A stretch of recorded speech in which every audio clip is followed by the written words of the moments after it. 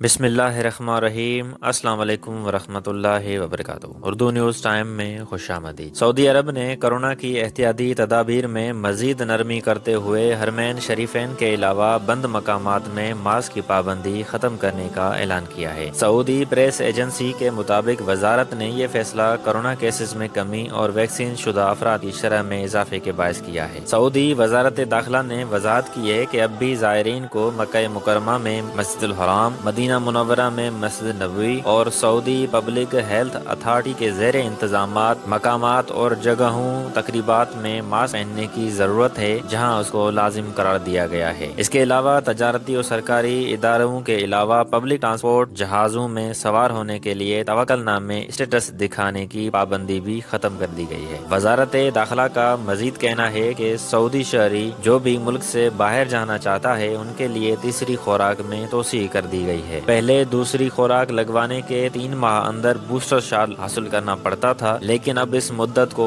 8 ماہ تک بڑھا دیا گیا ہے۔ وزارت نے اس وبا پر قابو پانے کے لیے مملکت میں ویکسین لگانے کا پروگرام شروع کیا تھا اور اب تک 96% آبادی کو ویکسین کی دونوں خوراکیں لگائی جا چکی ہیں۔ پابندی پر نرمی کے باوجود ذاتی طور پر احتیاطی تدابیر پر عمل کرنا ضروری ہے۔ وزارت نے مزید کہا کہ تمام فیصلوں پر وقفے سے نظر ثانی ہوتی رہے گی۔ اس ویڈیو کے متعلق اپنی رائے کا اظہار ضرور کیجیے نیچے کامنٹس میں۔ ویڈیو پسند آئے تو لائک کیجیے، اگر چینل پر نئے ہو تو سبسکرائب کر لو۔ آپ سے ملاقات ہوتی ہے انشاءاللہ نیکسٹ ویڈیو میں، تب تک کے لیے اللہ حافظ۔